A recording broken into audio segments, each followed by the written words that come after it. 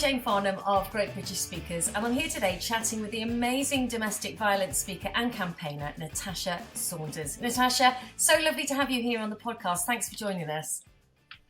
Thanks for having me, Jane. It's really lovely to be here. I'm really excited to talk to you because obviously what you discuss and what you campaign for is really important. Obviously, you have a personal journey, which means that you're doing what you're doing now. So tell me a little bit about that and how you found yourself in this position. So when I was 17, I met a man who went on to wage war against my body and mind. I suffered almost every type of domestic abuse you can imagine. And one day I realised that if I didn't leave, that my 2 children would either accept that behaviour in the future or perpetrate it. And I decided to walk away. So we then had a long journey to conviction. And after that, I realised I needed to be the voice I needed to hear when I was in that situation.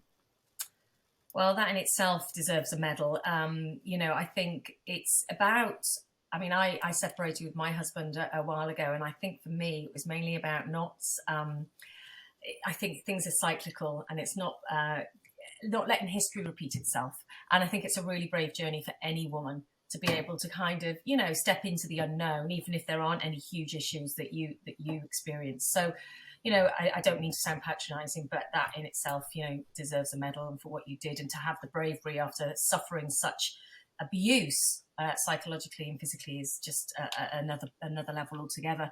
So how did it resolve itself? And what does your life look like today?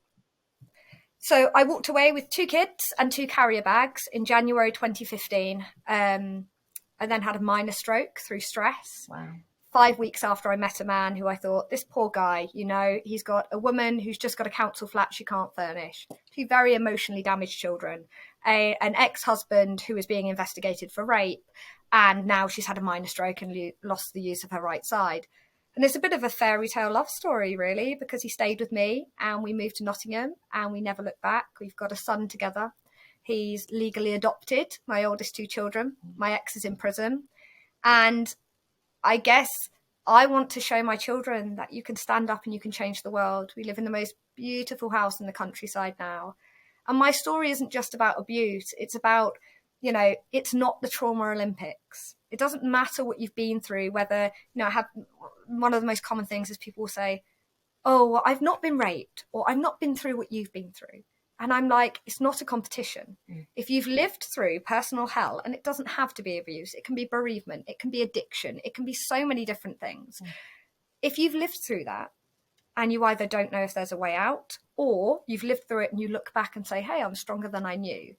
My journey is about reminding people that we are stronger than we know. So, I'm so grateful. Every single day I wake up and I'm grateful. I'm married to my best friend, and I don't think I could ask for any more than that. Oh, that is beautiful. And I'm really glad that you've turned the tables. And I was chatting to somebody about this morning. To be grateful, really, to get to a place where you're grateful, I think means you've truly healed, because not everybody can be grateful, and not everybody has the capacity to look around them and go, wow, I am so lucky and fortunate. Absolutely. And grateful Absolutely. for what I have and the position I'm in. Yeah. So that's beautiful to hear. I'm really glad. So then how did you get involved in a campaigning and ambassadorial role for abuse? So I left by phoning the National Domestic Abuse Helpline. And when I say the lady who answered my call saved my life, she really did. And I didn't know what to expect. And she guided me. She didn't tell me I had to leave. I went to the police station the very next day and I never looked back. And I always remembered how grateful I was to, at the time, Refuge and Women's Aid, who ran the helpline together. By the time I left, they'd had to bid separately for the helpline, and Refuge had taken it on. And so I started to do work with them. I was in the Avon 60th anniversary brochure and things like that. And I just remember that when I first left, my ex-husband threatened, he actually sent them to a woman in Scotland, but he threatened to put intimate images of me online. And I just remember my police officer, who is an absolute star, he's a wonderful human, just saying to me, there's nothing I can do until he does it. And I said, but the internet's a huge place. Once they're out there, we'll never get them back. And so I got in touch with my local MP and I got into campaigning, and I decided I'm going to change the law. So they said it will be 4 years. We'll have to do the law commission, it will be the law review, and then we'll come back to it. And the Home Office will look at it, and then, you know, the Department of Justice will look at it. And I spoke to Alex Chalk, and he changed the way police were trained straight after. And I remember getting a phone call 9 months later saying, yeah, we're incorporating your law change into the Domestic Abuse Act. And it was just mind-blowing. Yeah. I got thanked in the House of Commons twice in one day on the day of royal assent, and that made me absolutely sob like a baby. You must feel very proud of yourself. Yeah, it's great. Yeah, I mean, that's a real achievement, to do something. And all, you know, there's lots of people who talk the talk and walk the walk, but to actually do something about it and to campaign and to put yourself at the forefront of something like that, which, you know, automatically when you put yourself in front of people, you're going to get some kind of throwback. So, Yeah. you know, it doesn't come, it's not all singing and dancing. It comes, you have to be in a very good place. Yes, and you have to have a strong character to be able to do that. And I can see that's obviously what you have. Now, I've heard that you've met the PM. I don't know which one, and I don't know if I want to know. How did that go? And how did that come about? So actually, it's quite an interesting story. I was invited to Rishi Sunak's leadership. It was last year, leadership launch when he failed to become Prime Minister, and we got Liz Truss for all of a week or whatever it was. And I chatted to him, and he came up to me and said, Natasha, you know, my colleagues have told me about you, and thank you for coming. And I said, I'd really like to know what your stance is on domestic abuse. And he said, I think it's abhorrent. And he was, you know, I found him actually a very nice chap. He was a lot shorter than I expected. Yes, I hear he's very short. Yes, I mean, yes. And as I was leaving, very good angled photos of him, but then occasionally he's caught out and he looks. Well, he was caught out next to me in a pair of heels, and I'm only 5'4", so you know he's like level with me in my heels. And I got chatting to a lady as I left. I completely got chatting to her daughters about horses and showing pictures, and then I realised it was actually his wife. Right. And you know, there's all these awful things you hear in the press, and I thought, ooh.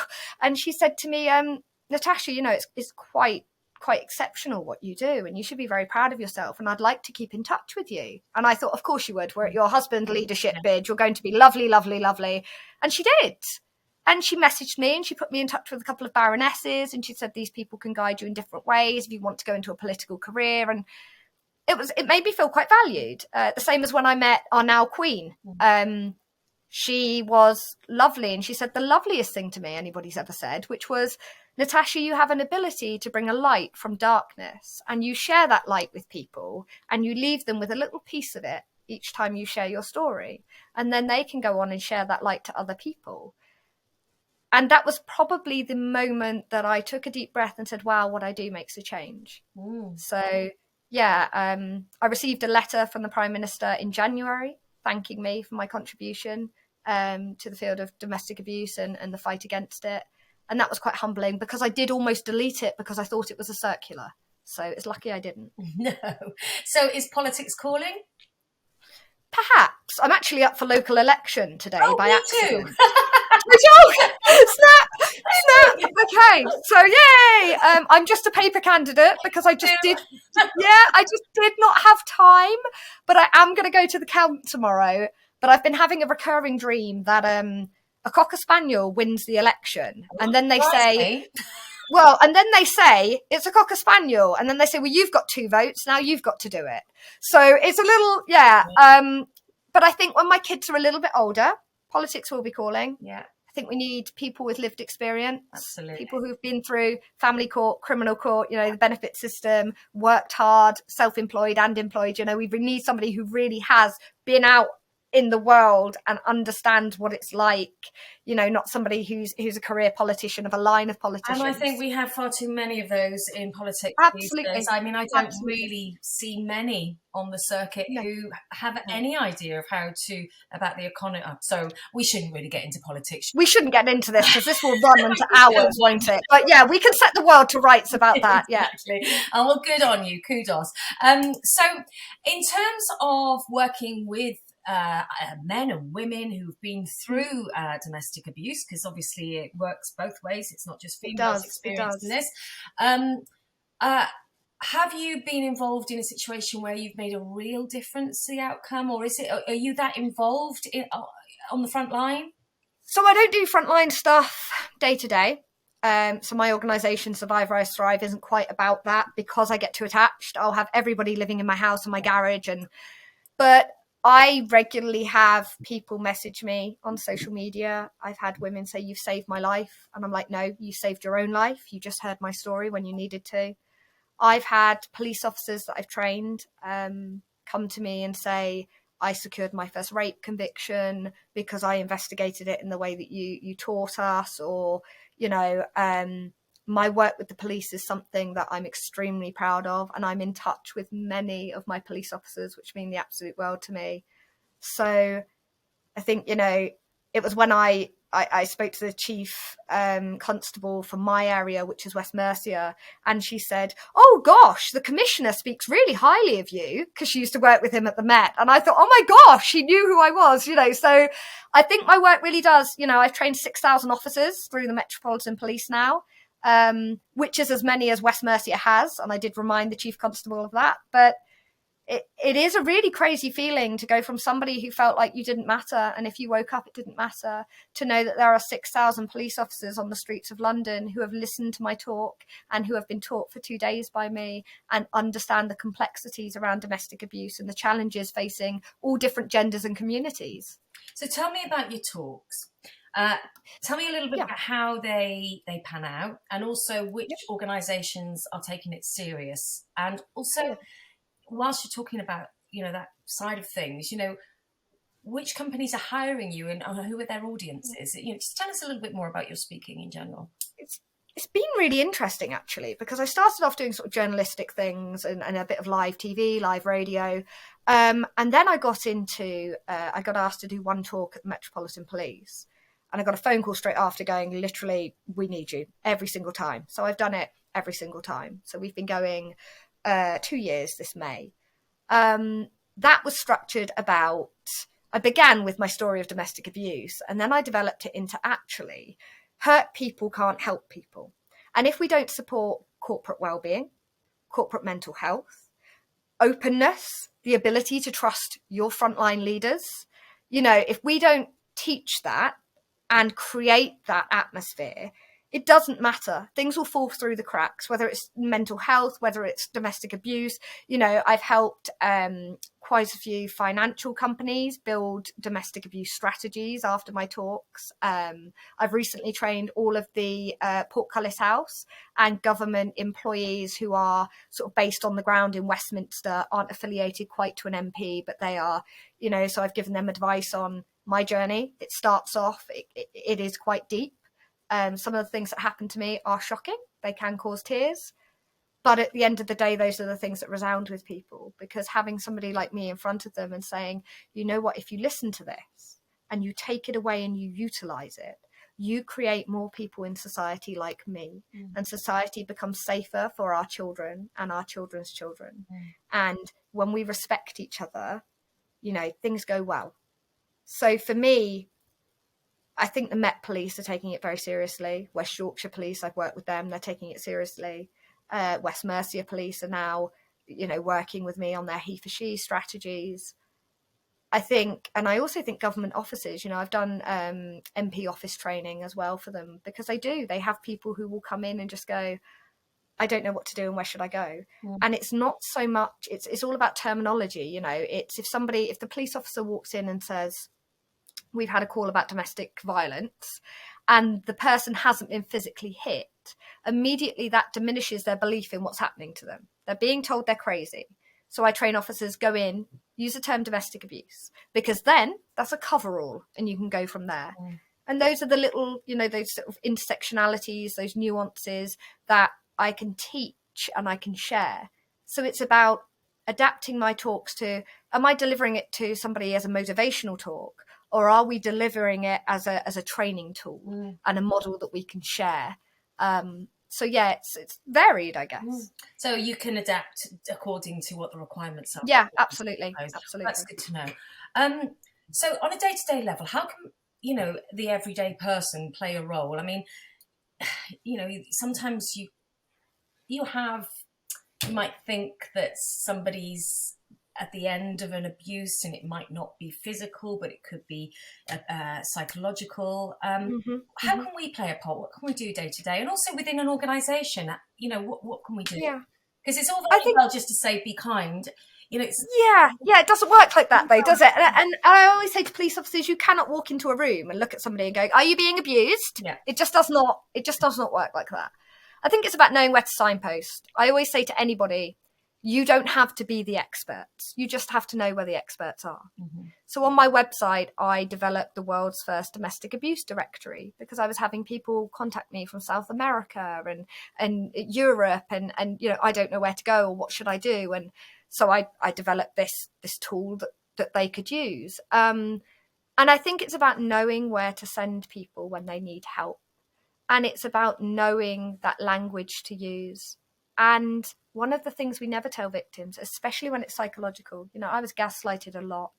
And one of those things that nobody ever says to you is that good people do not go around hurting other people. And if somebody hits your car, you do not spend the rest of your life feeling it was your fault that they pulled out of a junction straight into you. Somebody else's actions do not define who you are. And that's what my story is. It's about survival. It's about rising above that and developing my new self. And then it's about thriving in everything I do. That's, really interesting. I mean, recently I've escaped out of a narcissistic relationship with all the gaslighting and the bullying and the controlling and the coercive behaviour.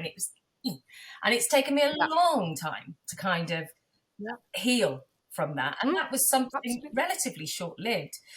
And luckily, with no children, with that person, I don't ever have to see that man again. I can kind of put it to one side and park it after, once I've developed. But I see a lot of friends and a lot of women who are stuck with these abusive partners and with the parents of their children, and that is just so painful to see because it's like they're just trying family to court is horrific and it's family court is absolutely horrific. We were dragged through it for 6 years, and the day that my husband got a step parent adoption was the most wonderful day. We just cried.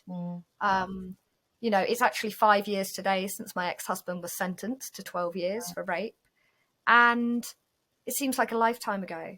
I see a picture when I share my presentations, when I give talks, I share a picture of me and I'm like, that was me 3 months before I left, and this is me now.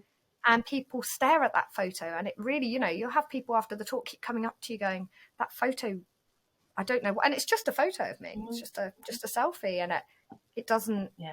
It looks like somebody else, and it's strange how somebody's. It's strange how we, as a society, we sort of put it on people that it's better to tolerate bad behaviour from a partner or a friend or a family member than to separate yourself from it. Shame on you, should you stand up for yourself. And if only we taught, and look, you can say this about boys and girls, but if only we taught our daughters, how they should be treated rather than how to be a good, kind person, what to expect, how to be respected, rather than, you have to be good. You have to be a good girl. Little things like this that we should have been taught, basic skills of life. But, lots of, would you say there were any specific red lights, warning signs? I think my main thing is follow your gut feeling. Don't trust your gut. It's there for a reason. Trust your gut. And I'm like, and people, I have a very dry sense of humour. And I will say that I do inject humour into my talks. It's very, very depressing, but I do throw jokes in there. You know why? Because it's necessary. Because you cannot listen to what I went through for an hour and then feel that, you cannot let people leave that despondent. So there are a few jokes and it really does pick up and, but I think trust your gut. And I say to people, the last time I didn't trust my gut, I married a rapist. And they laugh and I go, no, really? It's true. All those things that, my ex never told me not to wear, but I'd come downstairs and he'd say, oh, are you going out in that? So I'd go and get changed and I'd come down in something else and he'd say, why did you get changed for? There was no need. And for years, I thought it was me. Or he'd go, can I have a glass of water? And I'd go to the kitchen and I'd dutifully bring back the water. And he'd say, no, I asked for a Coke. And I'd go back to the kitchen, I'd get a Coke. And I used to write it down. It is, I think the psychological abuse is Yeah. the hardest because it Yes. sends you Yes, it is. silently mad. And Hmm. you start doubting yourself and questioning yourself. And when I talk to my kids now about, it's trusting that icky feeling, that Yes. icky feeling in your gut when Yeah. something is just that somebody is making you feel Are you uncomfortable? That's what I yes. always say to my And you kids. If focus somebody your makes you energies there, uncomfortable, take your energies immediately say elsewhere. why. Yeah. And Yeah, take your energies elsewhere. Take them away from that absolutely. situation because that is no good for you. Absolutely. And you do encounter it Absolutely. day to day, but I think what happens once you realize and you've been through an experience like this, it's learning to put your boundaries in place, isn't it? And Yes. yeah, Yeah, absolutely. Because it's so easy to give everybody your empathy. yeah, And, and I think there's also this sort of societal attitude that a victim looks a certain way. yeah, And if you are a confident woman, yeah. if you wear makeup or you like to dress nicely or you wear heels, there's almost that stigma of, If you're a I bit had somebody say Bobby. to me, yeah, I had someone look at me once and say, you don't look like a rape victim. No, exactly. And one of the main things that I say in my talk is saying, we all have an idea of a rapist being Jack the Ripper, hiding down an alleyway, dragging you with his hand over your mouth and fleeing into the night. My monster didn't live under my bed. He lived in it. Yeah, And I couldn't get away from that. yeah, And that was 8 years of my life. yeah. And as much as he makes complaints about me and moans that I speak publicly, Oh, yeah. it's his actions and it's my story because he did it to me. Yeah. And so therefore it will not define who I am, but it will define other people's outcome. And that's really something I feel passionate about. Well, hats off to you, girl. You're doing a great job. I am dead proud of you. You should be dead proud of Bless yourself you. and good luck in the elections today. Thank you so much for your time today and look forward to putting you in front of our clients. Thank you. So if you'd like to get Natasha in to talk to your team, then do let us know. You can contact myself or Steve at Great British Speakers on 01753 439 289, or you can email bookings@greatbritishtalent.com.